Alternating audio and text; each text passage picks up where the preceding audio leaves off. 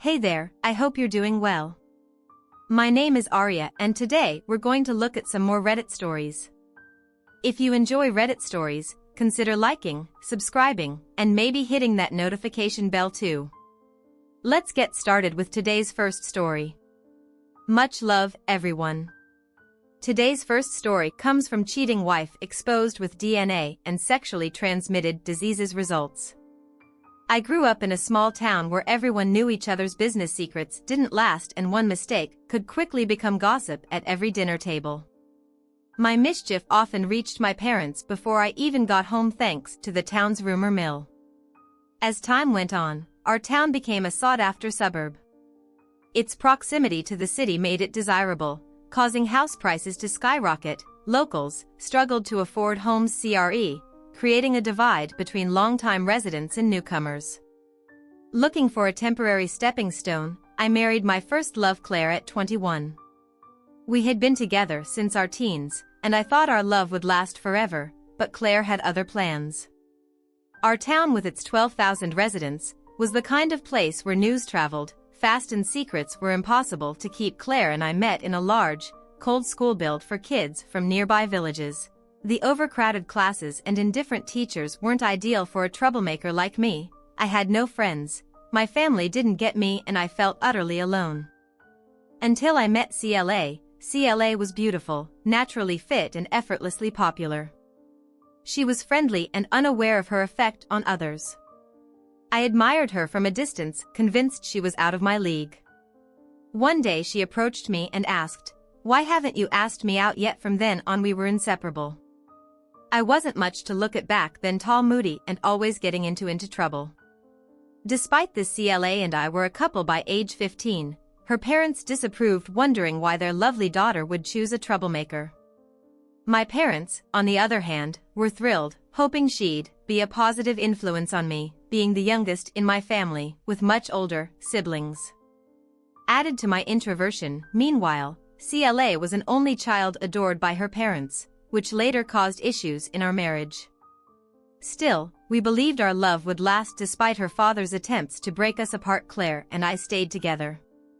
She encouraged me to change my attitude and focus on my education. While neither of us aimed for college, she seemed destined to work for her father, who owned several furniture stores. By 21, she was already managing one. I left school at 16 and started an apprenticeship as an auto mechanic. I excelled, naturally talented in diagnostics. When I finally became a full-fledged mechanic, I proposed to Claire. My parents were thrilled. Her father was furious. He nearly threw me out when I asked for his blessing. Eventually, Claire's mother, Gwen, calmed him down and we married a few months later. It took years for us to become fully physically engaged, and when we did, it was planned at 18. I saved enough for a hotel room far from home, where we spent a romantic night. We shared a passionate experience, laughing and enjoying each moment. After that, we took every chance to express our love. Though nothing quite matched that first night in the early years of our marriage, I was happier than CLA. I'd become a foreman at work, and CLA's father kept raising her salary to make me feel inferior. I handled most household expenses, while Claire used her disposable income for luxury items. Her father even gifted her a brand new E-Type convertible, likely to humiliate me. Despite this, CLA was generous, buying me gifts like a Rolex and suits. I renovated our cottage into a spacious home, but after a vacation in Spain, which Claire paid for, things changed. We met another couple our age, and I soon grew tired of their bragging. When I told CLA, she snapped, accusing me of lacking ambition. I was shocked. I thought we were building a life together, maybe even starting a family one day. Clearly, I was wrong. After that trip, CLA became increasingly dissatisfied with our life. She had grown up getting everything she wanted instantly, so saving for things was foreign to her. Her father didn't help, continuing to buy her whatever she desired. I had already refused his offer to buy us a house in an upscale area, insisting we get one we could afford on my income alone. CLA's higher salary and her father's jabs about it caused tension. I turned to martial arts, spending most nights training which created more distance. Claire began going out with her single friends during the week, while we reserved weekends for dinner and dancing. Despite our separate social lives, home life seemed okay. We laughed, talked, and maintained a physical relationship. I never suspected our marriage was in real trouble until the day that changed everything. One morning I stopped by the house to pick up a customer's car and check for mail. I noticed the answering machine's light blinking and casually hit play. My wife's voice came through, speaking to a man I didn't recognize. They flirted, talked about their time together, and mocked me. My heart sank. I replayed the message, hoping it was a joke. It wasn't. Claire was having an affair. I called work, canceled my plans, and waited at home for her. When she walked in, I confronted her. She tried to play dumb, but I hit play on the recording. Her shoulders slumped. "Oh hell," she muttered, then stormed out, leaving me stunned and angry. I never heard from Cla again. I tried to reach her, but her father blocked my attempts. He told me no longer part of my daughter's life, stay away from my family. Eventually, I was served with a restraining order. They claimed they feared for their safety. It was absurd. I had no intention of injuring anyone. I just wanted to understand why she left. I took 2 weeks off work, spending most of that time at home drinking and trying to make sense of it all. Toward the end of my isolation, the doorbell rang, hoping it was Cla. I opened the door to find Gwen. "Oh my God, John, look at you," she gasped. "What do you want, and where's my wife?" I snapped. Gwen sat down, tears in her eyes. "I'm so sorry, John, she's made it clear. She wants a divorce. She's on holiday somewhere. It's not your fault," I said, sitting beside her. "I just don't get it. Maybe if I'd been tougher on her growing up, she'd have appreciated what she had with you." Gwen sighed. "Was it because I didn't give her everything?" I asked, frustrated, Asian boiling over. "She's just foolish," Gwen replied, surprising me. "Please let us know if this story excites you. Click A if you liked the video. Otherwise, hit B. Your encouragement motivates me to compile even more inspirational and thought-provoking tales."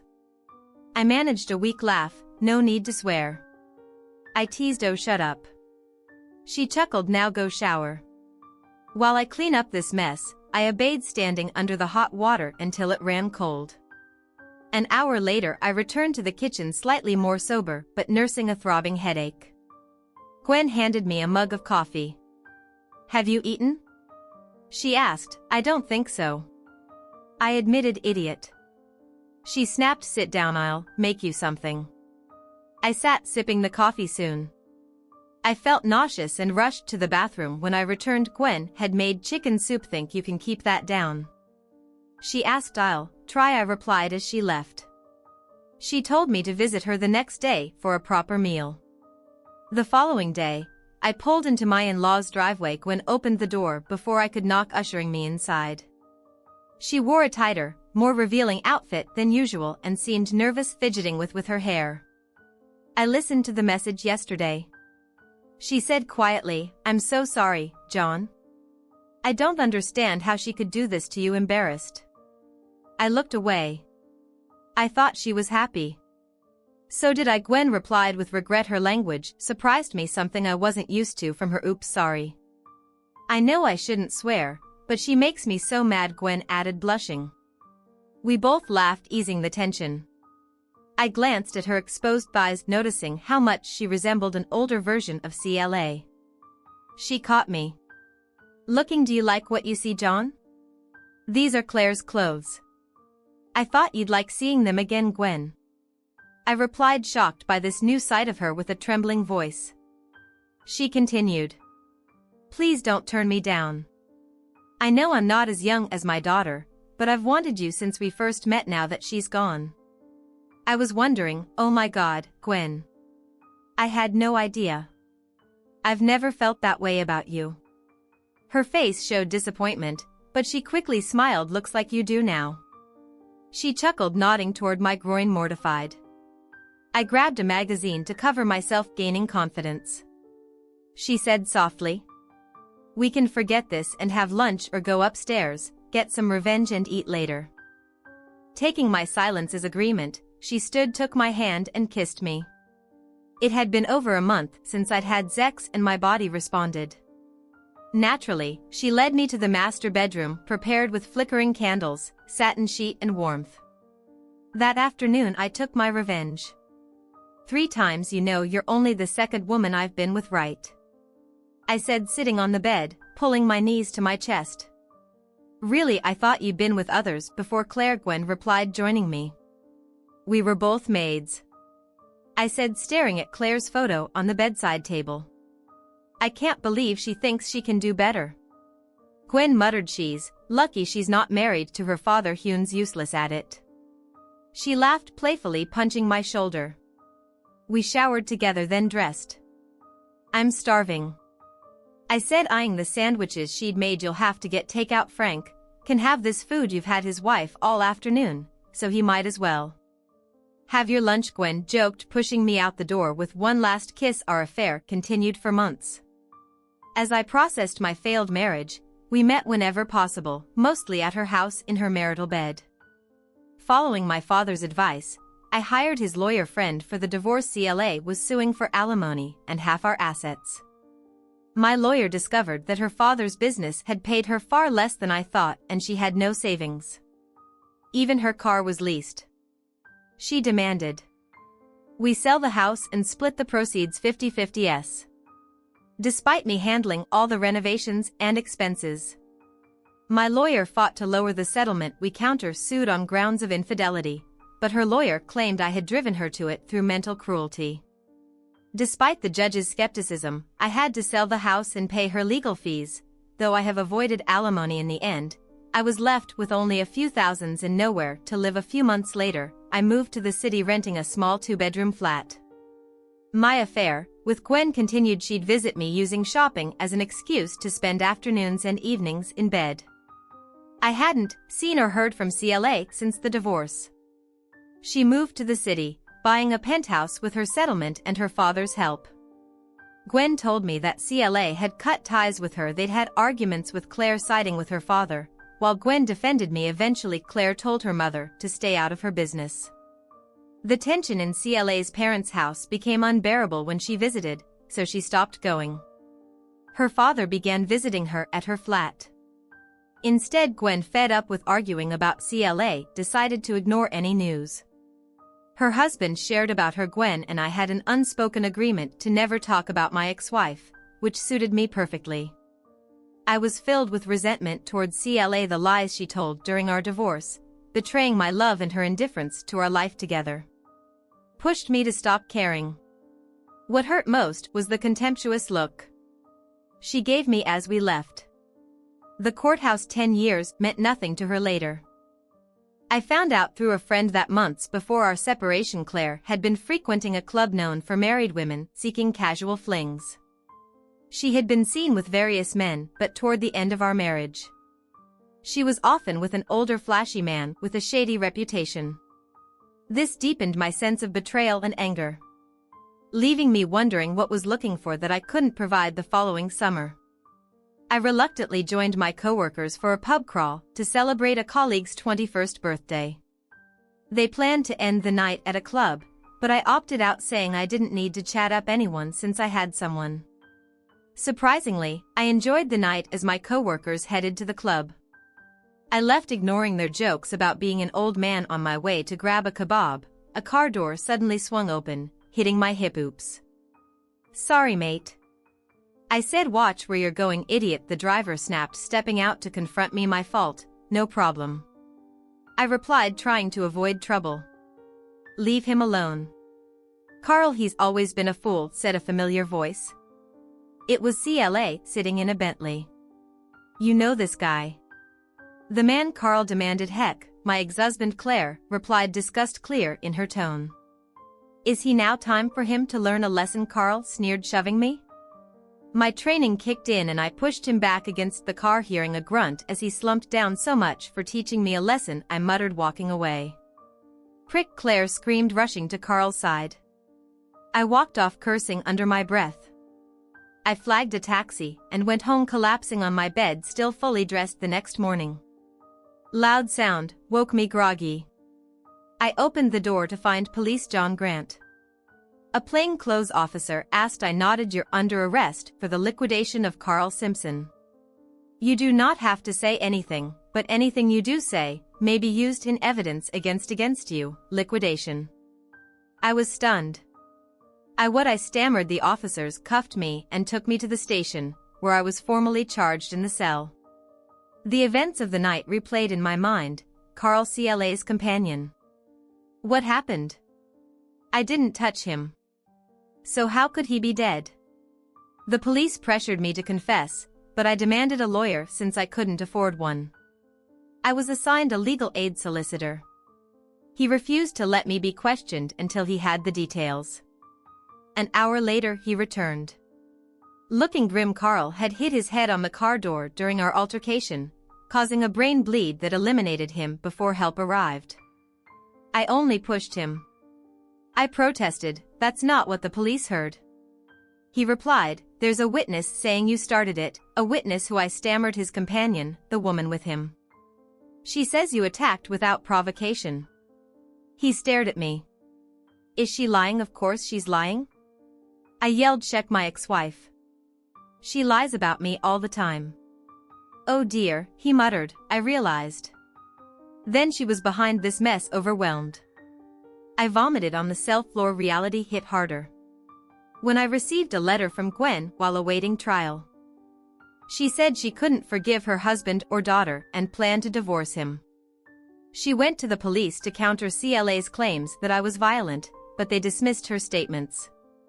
She felt ashamed, not of me but of her own family. She apologized for not visiting, saying she couldn't bear to see me locked up.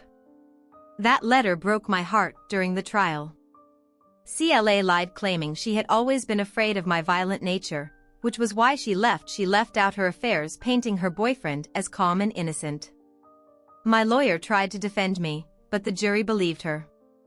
I was found guilty of manslaughter. The judge, completely swayed by her testimony, compared my martial arts skills to using a deadly weapon and sentenced me to 20 to 30 years with a minimum of 20.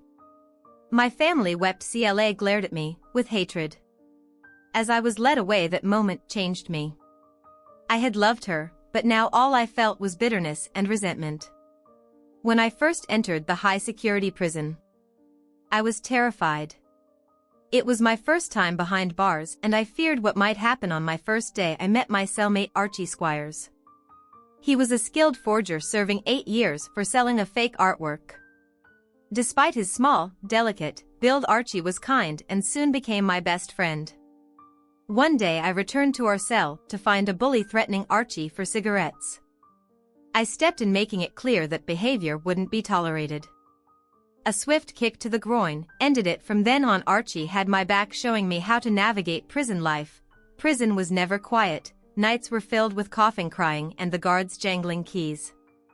Insomnia plagued me for weeks. I'd lie awake replaying how my life had crumbled. Archie stayed up with me, trying to distract me. I shared my story, and he believed me, something no one else had done in return. He told me his own Archie, an orphan, was named after the man who found him as a baby. He spent his childhood in various orphanages, shuffled around during the war, not knowing his birthday. He chose June 21st, the longest day, so it would last with his help. I finally started sleeping. He also warned me about a planned attack from Carl Simpson's associates, a pill gang. Claire's connection to Carl, whether love or greed, fueled their hatred toward me. Archie advised, when the attack comes, defend yourself, it's you or them. A few weeks into my sentence, 3 men cornered me after I left the showers. 2 were as tall as my 6'4" in frame, while the third was shorter and armed with a shiv. The guards were nowhere in sight. Adrenaline kicked in. They circled me, taunting about how they'd carve me up. I had 2 advantages. They didn't know my fighting skills, and I was fighting for my life. Archie's words echoed, it's you or them. I acted fast. A kick to the right dislocated one man's knee. A roundhouse to the left broke the second guy's nose. The third, holding the shiv, was wary. I delivered a spinning kick to his head, knocking him to his knees. I could have walked away, but I didn't, grabbing his neck. I snapped it in anger and despair. He went limp. I glared at the others. Tell whoever sent you to come for me themselves if they want to finish this. I growled, walking back to my cell in prison. Snitching is the worst crime, so when the guards found the attackers, they claimed they had slipped on the soap. Rumors spread, and Archie, who knew the truth, never spoke of it. The incident earned me both fear and respect from inmates. An investigation followed, but the attackers stuck to their story and the case was closed. Inside the prison, however, the power dynamic shifted. The real boss was Billy McVeigh, a ruthless gangster with control over the underground operations. Billy McVeigh, head of a notorious gang, had been nearly untouchable until he was finally convicted of several liquidations and sentenced to life with no chance of parole for 30 years. He was feared and respected by all. I nodded, understanding the gravity. What if I just want to serve my time quietly? I asked. MCV smirked. Not an option. John. If you refuse, your family will suffer. I know where they live. You can defend yourself, but you have to sleep. Sometime. Got it. His threat was clear. Refusal meant my family would be at risk. I felt anger toward MCV, Claire, and myself. I had already eliminated 2 men. I wasn't innocent anymore. I had no reason to refuse. I was stuck for 20 years. Why not make the best of it? I shook his hand. I understand, Mr. McVeigh, you've got a new employee. Good. Now go back to your cell. Your skills won't be needed. Often, he said with a chilling gaze. He was right. Stories of my fight were exaggerated into legend. The 2 survivors were transferred, leaving no one to dispute the rumors on MCV's suggestion. I started training in the yard to keep up my image as an eliminating machine. After Lethal Weapon came out, inmates nicknamed me Riggs. I learned that my attackers were linked to Carl Simpson's Hill Gang once they found out. I worked for Billy, they left me alone. Working for MCV had perks, guards avoided me. Inmates kept their distance and I got better food. I even had a steady supply of soft toilet paper, a luxury like other long-term inmates. I faced the problem of No's ex. Ari teased me, calling me a frustrated old woman. Billy, however, had a solution. The prison governor's secretary Christine was starved and on Billy's payroll. She indulged her fantasies with select inmates once a month. I would be summoned to the governor's office, finding Christine waiting for me. Inmates came and went, and eventually Archie's time was up. We promised to keep in touch. He had been my rock, so when he left, I felt an immense void. True to his word, Archie wrote to me weekly and called once a month. I was later given a single cell, but the loneliness at night was the hardest part. I missed Archie more than I could say. Being in prison took a toll on my family.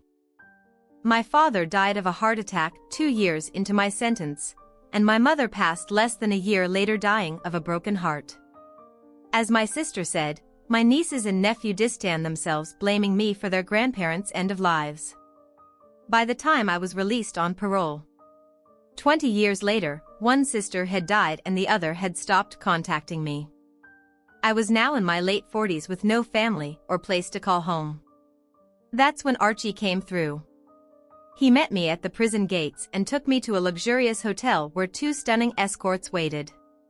They were only the 4th and 5th women I'd ever slept with, and they drained every ounce of pent-up energy over the next 2 days. When the women left, I asked Archie, "How do you afford all this? I thought you went straight." "Not exactly," he laughed. "I took your advice, I started painting seriously and people wanted to buy my work." "That's great, but how can you afford this?"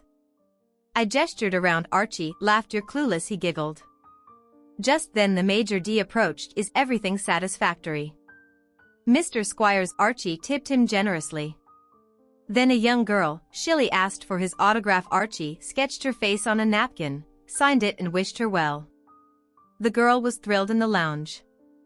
I said I feel like I'm missing something. Oh, you think so? Archie grinned. Let me explain, he said. He began telling me how he used his artistic talent for legal portraiture. After his release, starting small, he sold paintings at a market stall. One of his photos caught the eye of an art critic's daughter, leading to a review that catapulted him to fame. Now his works were in high demand. How rich are you? I asked. Archie laughed, pouring more brandy. My last painting sold for $350,000. The next morning I woke up feeling awful. My head throbbed, and I barely made it to the bathroom before getting sick. When I stumbled back to my room, Archie was already up, dressed in jeans and a white t-shirt. Looking like an older James Dean, the only hint of last night's drinking was his aviator sunglasses. Morning. How are you feeling? He greeted cheerfully. How do you look so normal? I grumbled, collapsing onto the bed. Practice, he laughed. Now get showered. We've got things to do. He tossed me a towel and headed to breakfast. Eventually, I made it downstairs. The concierge informed me, Mr. Squires is waiting outside. I found Archie in his BMW convertible blasting rock music. I got in and immediately turned it off, which made him chuckle light. Wait, he teased as we drove off. We went shopping where he insisted on buying me a new wardrobe from expensive stores. When I protested, he snapped, I owe you everything now, shut up and enjoy it, trying to hide my emotions. I went along later. We stopped at an old country pub for lunch. As we relaxed, Archie said, we need to talk about your future. What future? I replied bitterly. I'm nearly 50, a convicted eliminator with no skills or place to go. Exactly. He replied, you could work for the MCV in London, but you're better than that. I need a personal assistant work with me, and how do I do that? I can't leave the country while on parole, and Billy's invitation felt more like an order. I countered, all taken care of. He said smoothly, pulling out an old well-used passport and tossing it on the table. I picked up the small red passport. Stunned inside was a photo that looked just like me, only with shorter hair and a goatee. How did you get this? I asked. Let's just say I like to keep my skills sharp. Archie laughed. Did you notice the name? I glanced closer. Very funny, I said, noticing his grin. Archie got up. I need to take a leak. I sat there staring at the passport. I knew it wasn't legal, but it looked real. It might just work as my ticket out. Well, Archie's voice brought me back to reality, ready to see the world. John Riggs. I looked at the forged passport, weighing my options. Finally, I made my choice. Screw it, Leighton. Do it. Archie jumped up and hugged me, drawing a look from the amused bartender. Wonderful, absolutely wonderful. Weeks later we were at Archie's villa in Mere, a stunning 4-bedroom property with a large pool. Life was good. I tanned, grew a goatee, and got a haircut to match the passport photo. I exercised daily, swimming laps each morning and running in the hills. I was in the best shape of my life.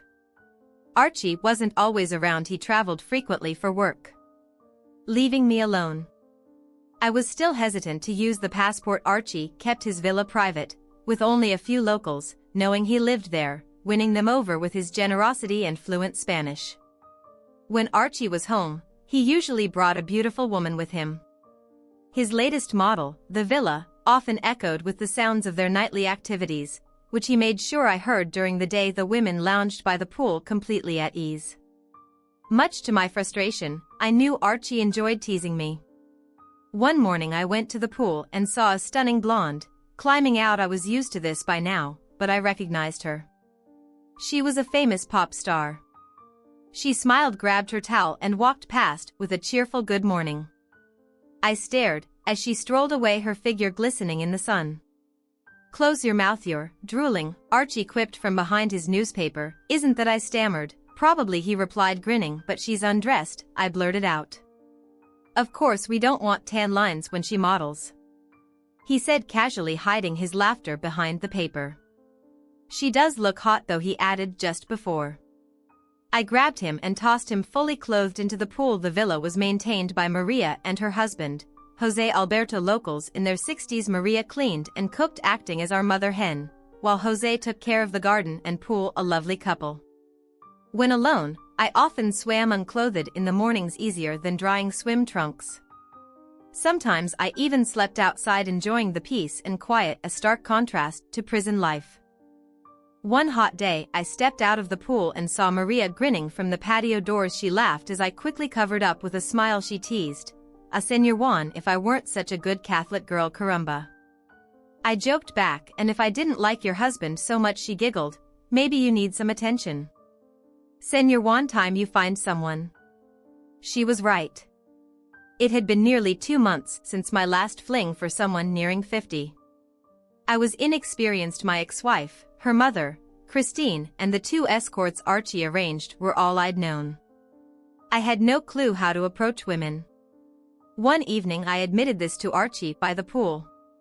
"You need a job," he declared. "I know just the place." He drove us to a restaurant we frequented, refusing to explain. Instead of entering the dining area he went to the adjoining pub, poured us both a brandy, and said, "You need to work here." I looked around. The place was packed, mostly with women. Sounds fun. I laughed, catching the eye of a striking woman who winked at me. But why would they hire me? I've never worked behind a bar, Archie called out. Giorgio got a second. The owner came over, warmly shaking Archie's hand. "Giorgio, this is my friend John. He'd like to work here." Archie said, "Of course, any friend of Archie is a friend of mine." Giorgio replied, "How I started, idiot. I own this place." Archie laughed, gesturing to the photos of famous people with him and Giorgio on the walls. "Is there anything you don't own?" I chuckled. When do I start working at the bar was a great idea. The place was full of stunning women all summer. Porta Andra attracted millionaires who docked their yachts there, and the bar was their go-to spot. One evening I nervously suggested to a group of women, "Why don't you all come to the villa? There's plenty of room and we can sort out breakfast after," teasing me. They agreed. In the taxi to the villa, I was surprisingly nervous. It wasn't about handling all 4 women. I was already captivated by Josie and hoped to separate her from the group. Thankfully, it was easy. As soon as the 3 younger women saw the pool lit up, they jumped in, laughing and splashing Josie, and I stood by watching. Then she noticed my discomfort as I adjusted my pants. "Sorry," I muttered, blushing. "Not at all." She laughed. "I'd be disappointed if it hadn't happened." She winked nervously. I kissed her. The taste of wine on her lips nearly made my knees buckle. When she pulled away, she whispered, "It's not going to happen tonight, not on our first date." She swayed her hips and walked inside, relieved, but hopeful. I grinned. "So this is our first date then?" "I hope so, John," she replied, smiling seductively. The 3 younger women continued their pool antics. They tried to coax us into joining, but Josie refused. "No way am I letting him compare my body to yours." She laughed, keeping me close. "I don't want them tempting my new man before I've had my chance." Eventually they tired out and went inside, leaving Josie and me alone. If I hadn't been so captivated, I might have chased after them, but my focus was solely on her. We talked for hours. Josie shared her story of marrying a guitarist and her dreams of a family which fell apart after he was unfaithful. The experience left lasting scars. I shared my story, my failed marriage and wrongful imprisonment. I left out some details like the self-defense, eliminating and working for a notorious criminal. Some things are better unsaid. I also mentioned Archie and his success as an artist. She was impressed, but admitted I've never heard of Archie as an artist, just as the bar owner. I laughed, picturing his reaction. We eventually dozed off, wrapped in towels against the morning chill, when I woke up stiff on the sunbed. I wondered if it had all been a dream. A glance at the scattered clothes around the pool reassured me it wasn't. I followed the laughter to the kitchen and found Josie and Maria cooking breakfast, chatting like old friends. Josie wore one of my t-shirts and gave me a warm smile as she came over for a hug and quick kiss. "Morning. Would too," she teased, eyeing my obvious arousal. Maria couldn't help but laugh. "Maybe a cold shower is in order." Maria chuckled. Go on then, Josie said, nudging me toward the bedrooms. Breakfast will be ready in 10 minutes over the next few weeks. Josie and I spent all our time together. The younger girls enjoyed the pool and sun deck whenever they were in port, and even Jose Alberto, the gardener, couldn't help but keep the grounds perfectly maintained, despite Maria's scolding. Josie, though, kept her bikini on, a delightful but frustrating choice for me. Archie painted the girls, capturing their essence, while still leaving much to the imagination. Josie refused to pose unclothed, so he painted just her face, perfectly capturing her warmth and spirit. Her eyes in the painting seemed to follow me everywhere, hinting at untold secrets. Despite our connection, Josie held off on closeness during those early weeks. She made it clear, saying I'm not the type for quick flings or one-night stands. I need to know you better. I respected her wishes, falling for her more as I waited. I stopped pursuing other women, ignoring the advances of those in the bar. I've always been a one-woman man, and by then I was smitten with Josie. Ironically, it was she who made the first move one evening. She walked into the bar alone, carrying a small overnight bag. I rushed to hug her, feeling like we'd been apart for months, though it had only been 3 weeks after we kissed. She whispered with a playful smile, I here for a week all alone. I hope our bed has clean sheets. Of course, madam, I replied, grinning. Her words hit me, and I called over my shoulder, Jorgo, I'll see you in a week. With laughter from the staff, we left for the villa. 15 minutes later, we stumbled into my bedroom kissing. Then I realized, oh no, I don't have any rubbers. Do we need them? She asked. What about pregnancy? Are you on the pill? I asked, to which she burst into laughter. John? How old do you think I am? My childbearing days are long gone. She giggled. We had never discussed our ages, but she confessed. I'm 53. I was shocked. She looked much younger. Well, that's a relief. I laughed, pulling her in for another kiss. That week was magical. We made love, talked, swam, and laughed like teenagers. We spent most of our time undressed, except when Maria was around. By the end, I was nearly exhausted. Josie had to return to her cruise ship, and Archie was coming back soon, which would end our villa escapades anyway. As we lay on the bed after our final farewell, Josie whispered, come with me, John. I thought I just did. I joked, earning a playful nudge. Seriously? She laughed. Come work on the ship. You could work at the bar and we'd be together every night. I'm not sure I can, I replied, feeling nervous. Her smile faded. Why not? Don't you love me? She snapped. Of course I do. It's the passport, it's fake. If anyone finds out, I could be arrested and sent back to prison for breaking my parole. I explained. You worry too much, she said with a laugh. If RG is as good as you say, you'll be fine, just think about it.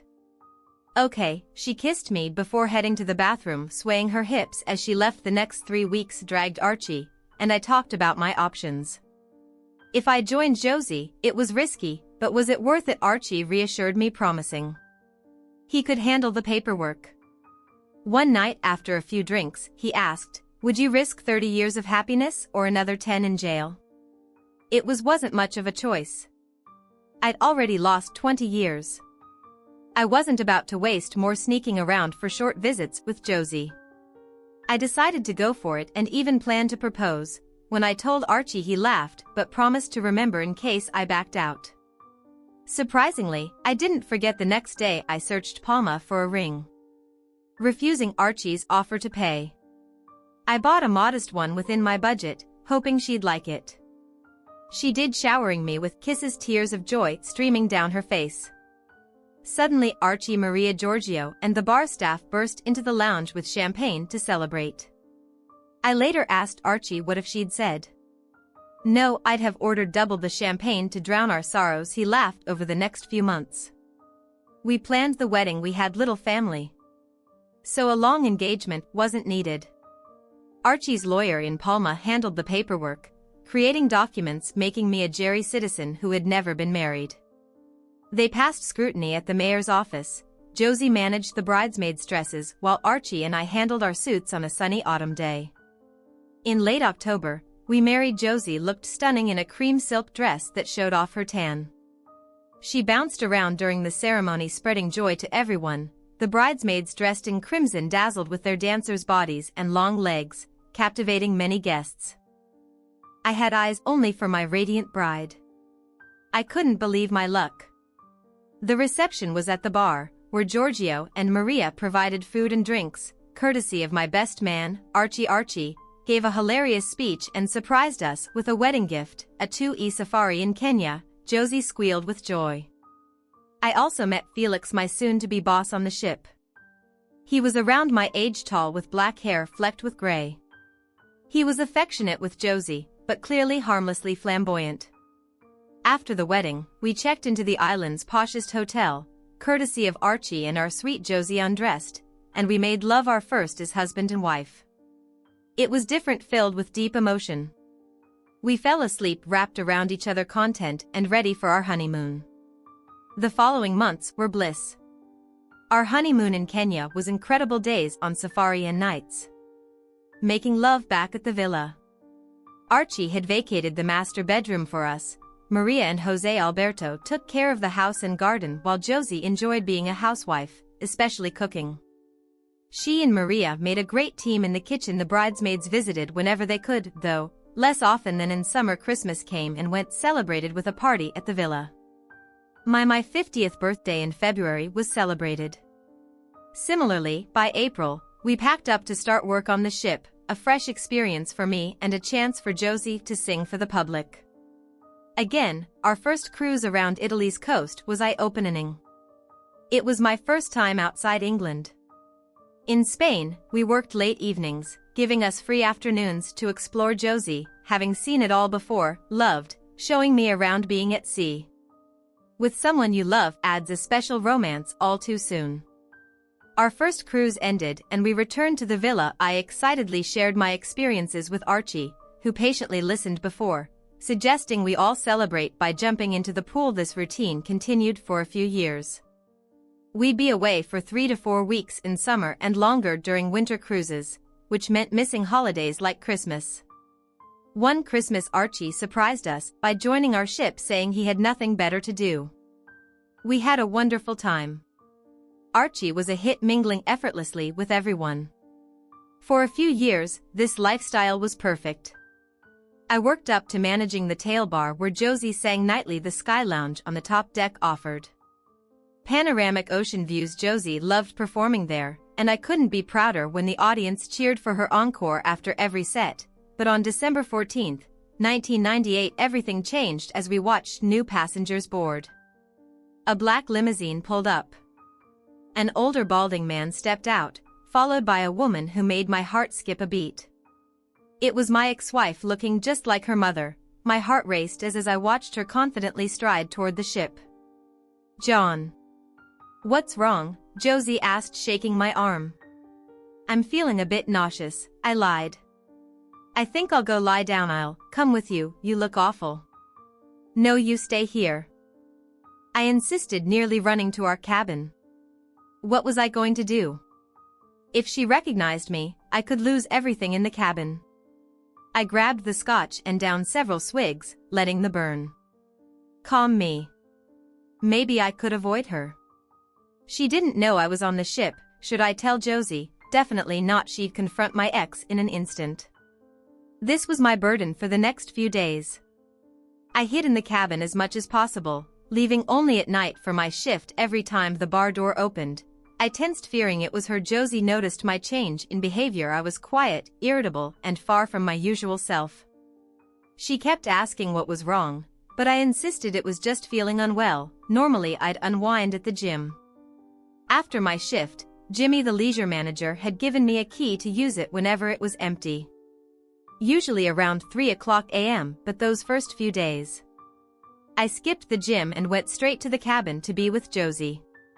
She wasn't used to me returning so early and questioned it, but I brushed off her concerns.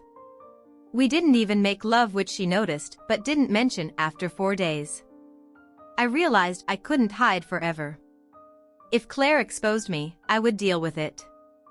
I had already served my time, and if I lost my job, it would just be another hit for my ex-wife. Josie knew most of my story. I trusted she would see through CLA's lies. I began to return to my normal routine, spending days with Josie, exploring the island, swimming and snorkeling. I spotted CLA occasionally but managed to avoid direct contact. She was always glued to her partner, oblivious to everything else. Word among the staff was that they were rude, demanding, and never tipped. A couple of pretentious idiots, as one crew member put it. As the week went on, I started to relax. Claire and her husband hadn't come to the cocktail bar, and I hoped to get through the cruise without facing her. Then New Year's Eve came. The ship was alive with parties, gala dinners, shows, dancing. By midnight, things had quieted as passengers went to bed. Josie wasn't singing that night, so she had already retreated to our cabin after we shared a private New Year's kiss. After a busy night, I sent the bar staff back to their cabins and began to close up. Only a few stragglers remained, around 200. I heard someone impatiently tapping on the bar. I turned, ready to set them straight. There she was, my ex-wife, staring at me with an air of superiority. No hint of recognition. Drunk, she slurred her words as she ordered a bottle of the best champagne shaken. I stammered, telling her I'd bring it over, since the bar was waitress service only. She waved her sweet key, instructing me to charge it to the room. No need to mention the charge. All purchases were automatically billed to passengers' cabins. I didn't correct her, wanting minimal interaction. I focused on preparing the champagne, placing it on ice with trembling hands. My emotions were a mix of anger and indignation. 10 years as a couple, and she had lied to ruin me. Had I changed so much that she didn't recognize me? A bit thinner, some gray hair and no goat, but I still looked the same. Yet here she was oblivious to the man whose life she had wrecked. I watched them from afar as they drank, laughing loudly while she kissed him and groped at his lap. It was embarrassing, a wealthy old man flaunting his trophy wife, behaving like randy teenagers. Normally I'd suggest they take it to their cabin, but I kept my distance. Thankfully, the lounge was nearly empty, so their behavior didn't matter. They finally left after about half an hour. She dragged her drunk husband to his feet, grabbed the champagne and staggered out. I sighed in relief, my heart slowing. Maybe she hadn't recognized me with a few days left on the cruise. I hoped this nightmare would pass. I was wrong. The next day, for the first time since she boarded, I felt like myself again. I made love to Josie multiple times, enjoying our day together in the cab. By the time we started our shift, I was worn out and starving that night. They returned sober at first. They watched Josie sit clapping politely with the crowd. I felt more relaxed, thinking if I kept my distance, she wouldn't notice me. They ordered 2 more bottles of wine, getting drunk before leaving, singing off-key as they staggered out. For now they were out of my life again. After they left, I cleared their table, picking up a crumpled napkin. I noticed writing on it. My heart sank when I read, "I know who you are." Panic washed over me. I felt faint and sat down. My life with Josie was about to be ruined, and I knew CLA would enjoy destroying me again. Tears filled my eyes. I heard someone approach. "John, you look awful. Are you okay?" I barely registered who it was. "No, I'll be fine, just need to sit for a bit," I muttered, stumbling back to the storeroom, clutching the note. My mind raced for a way out. I knew the phone would ring soon. When it did, I almost jumped out of my skin. "Hello, Sky Lounge." I answered. "Hello, John, long time no see." Her voice chilled me. "What do you want, Claire? Can't you just leave me alone?" Chuckling, she replied. "Oh, I don't think so. I need you to do something for me." "What the hell do you want now?" "Now, John, no need for hostility.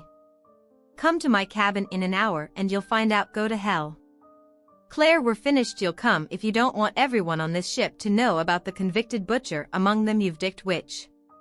Haven't you done enough? We both know the truth, John, but the others don't see you." "In an hour." I slammed the phone down, rage boiling inside. I knew she would carry out her threat. I had no choice. An hour later I stood outside the presidential suite, secluded with a private balcony. Josie and I had used this suite for secret rendezvous when it was vacant. Now it was an ominous place. After a moment's hesitation, I knocked and the door swung open. Slightly Claire called out, inviting me in the sitting room was empty, but through the open bedroom doors I saw her husband sprawled on the bed, pants around his ankles, snoring. Out here, John, Claire called from the balcony. She sat in a lounger wearing a black silk robe that left little to the imagination. What do you want? CLA, I demanded. Sit down. She replied, laughing and pushing a chair toward me with her foot flashing her thigh provocatively. No, we have nothing to talk about. What do you want? I snapped. She dropped the robe, standing undressed in the doorway, grinning like a carnivore right now. I want some good Zax. You were always good in bed. John, we'll discuss the rest later. My heart sank. I didn't want to be near her. I hated her. The only person I wanted was several decks below, probably asleep. By now I glanced nervously at her husband, still sprawled in the bedroom. Clueless. Oh, don't worry about him, John. He won't wake up until at least noon, and if he did, he'd probably enjoy watching a real man with me. She sneered. 1,000 thoughts raced through my mind. Maybe if I went along with it, she'd leave me alone. Maybe I could avoid further trouble, but then I thought of Josie. I couldn't betray her. CLA climbed onto my lap, grabbing my head and forcing a kiss. She ripped open my shirt. I sat there, fists clenched, anger boiling inside. She had no right. She had rejected me years ago, and now she wanted me again. Well, if Zex was what she wanted, she would get it, but not how she expected. I stood, throwing her off me onto the floor, grabbing her arms. I yanked her up and shoved her against the balcony rail. I was determined she wouldn't enjoy this for a couple of minutes. I did what she wanted, but it was clear she loved every second. That's when I knew what I had to do. I had to get her out of my life for good. I grabbed her hair, lifted her over the railing. Her scream vanished into the night as she fell into the dark sea below. Silence filled the air, except for the sound of the water. Far below I felt strangely calm, no remorse, no regrets. It's true. Taking a life gets easier. Each time she had threatened my marriage and had to go. She had stolen 20 years of my life and now wanted to destroy my happiness. No more. Enough was enough. I glanced into the bedroom. Her husband was still passed out. He was lucky. If he'd woken, he'd have gone over too. I buttoned my shirt, fixed my hair, and checked for any trace of myself. A couple of buttons were on the floor, so I kicked them over the side. I poured out the SH and wiped the glass clean. Then I quietly left the suite and returned to my cabin, slipping into bed beside Josie. I didn't sleep. Just listened to her breathing, my mind racing. The next afternoon, chaos erupted. Rumors circulated that a passenger had fallen overboard. Her husband woke up to find her missing, but searches turned up nothing. The captain decided not to turn back in the middle of the Atlantic. Finding her was nearly impossible. The staff, including myself, gave statements about the couple's condition when they left the bar. Her husband was distraught, blaming himself for being too drunk to protect his wonderful wife. Speculations spread. Some thought he pushed her. Others belied. She jumped. Theories ran wild among the nearly 4,000 people on board, none of them even close to the truth, except for me. I knew exactly what happened but kept silent. The ship grew quiet and somber for the remainder of the journey. Entertainment was cancelled out of respect, so Josie joined me in the bar during the evenings. We docked 2 days later in Palma. The Spanish police took our statements but agreed with the captain's conclusion: a tragic accident. Everything had gone as planned, and that's the end of my story. Do I feel guilty? Not really. I spent 20 years in prison for a crime I didn't commit. This felt like balancing the scales. 15 years later, I occasionally feel a hint of remorse, but not much. If I hadn't been sent to prison, I wouldn't have met Archie, moved to Majorca, or found Josie in a twisted way. I have CLA to thank for my life now, but those regrets quickly fade when I think of Claire. I remember an eye for an eye. A life for a life. She stole a part of my life, so I took hers. She turned me into this, a cold-hearted eliminator, so screw her. I'm going to turn this one over to you. What do you make of this situation? Share your thoughts in the comments below, and as always, a huge thank you from the bottom of my heart for getting involved in today's stories. Your love, support, and time mean the world to me. So, thank you so much for being part of this. I really appreciate your time. I'll see you in the next one. Take care and much love.